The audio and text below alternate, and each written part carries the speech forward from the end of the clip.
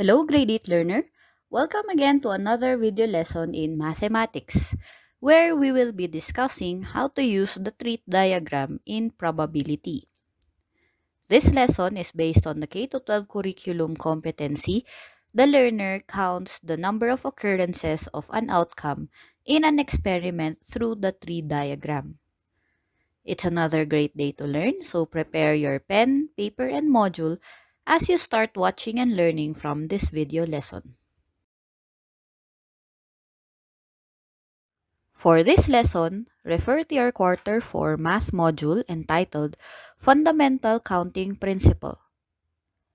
In this example, we are given a situation where we only choose one vegetable, one fruit, and one meat from a community pantry that offers sayote, repolyo, broccoli, and carrots for vegetables, banana, apple, and orange for fruits, and pork and fish for meat. We are tasked to draw a tree diagram to illustrate the possible combinations of the choices we can make and determine the sample space and total number of possible outcomes. To accomplish our task, first we observe the problem.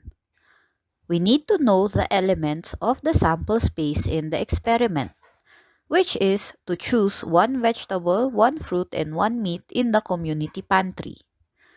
That is determined by the events, which are choosing one vegetable, one fruit, and one meat, with each event's corresponding outcomes. There are 4 given vegetable choices, 3 fruit choices, and 2 meat choices.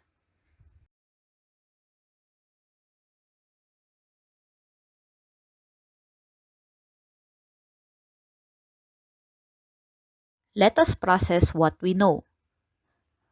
To visually represent the sample space in an experiment, we can use a tree diagram.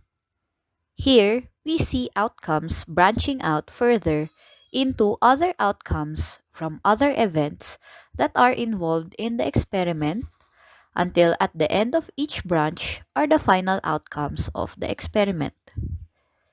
This is especially helpful in solving probability problems similar to our example.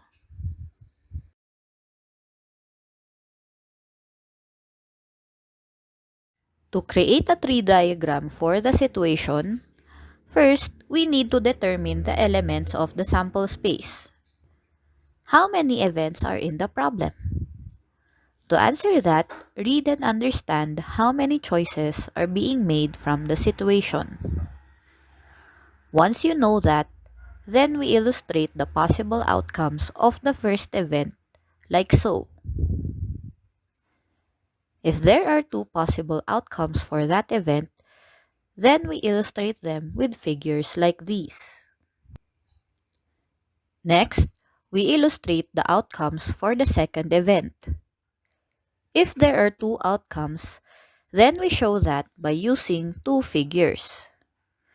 As you see here, they branch out from one outcome from the first event, but the same outcomes will branch out from the other outcome from the same event.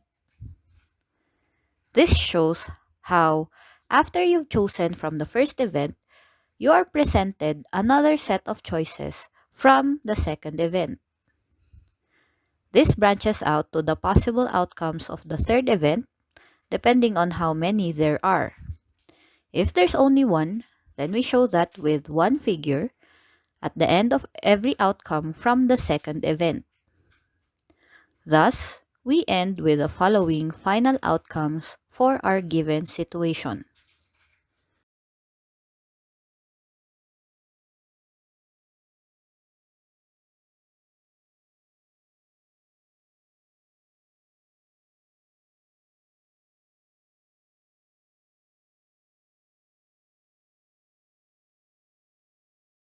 Now that we know how to create a tree diagram, let us solve the problem. We start by drawing the tree diagram. Let us identify the choices that we must make in this situation. Under choice of vegetable, which is our first event, we have sayote, repolyo, broccoli, and carrots. For our choice of fruit, which is our second event, we have banana, apple, and orange. Finally, for choice of meat, which is our third event, we have pork and fish. Take note of the initials for every outcome because we will use them in making our tree diagram.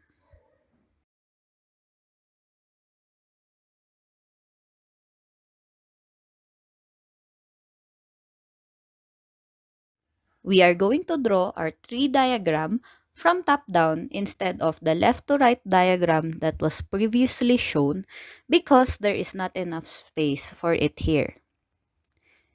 Let's begin with the first choice for vegetable, which is sayote. After choosing one vegetable, we are offered three options for fruit. Each choice of fruit will then branch out into the two choices of meat. Thus, we have the final diagram. We follow the same process in drawing the branches for our choices when we select repolyo, broccoli, and carrots.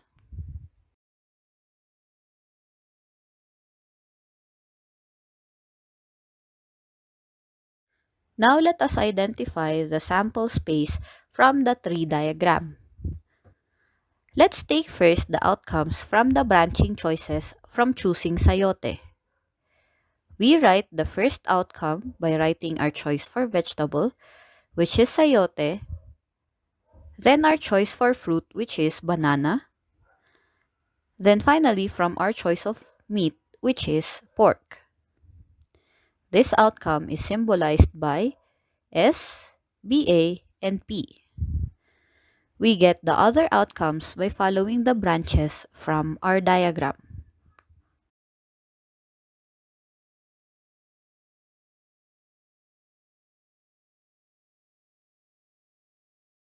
Let's take a look at the resulting outcomes from the branching outcomes when we next choose repolyo. We have R, BA, and P, which stands for the choice of repolyo, banana, and pork.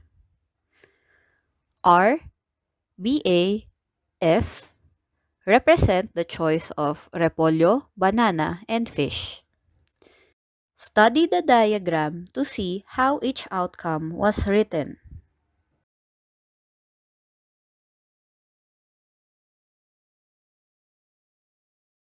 Study this diagram for the branching outcomes when we begin our decision making by choosing broccoli. Take note of how these outcomes are written.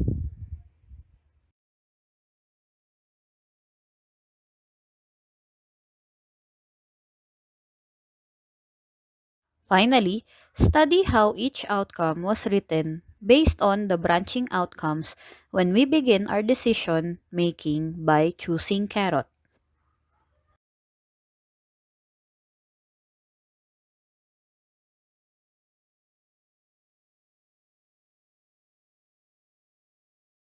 Now that the list of outcomes for our sample space is complete, let us count how many outcomes we have listed to know the total number of possible outcomes. If you counted correctly, then you will find out that there are 24 possible outcomes in all.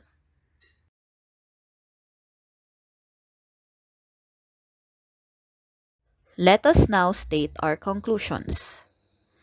When given a choice of one vegetable, one fruit, and one meat in a community pantry, we can see that we have the following possible choices as shown from our tree diagram.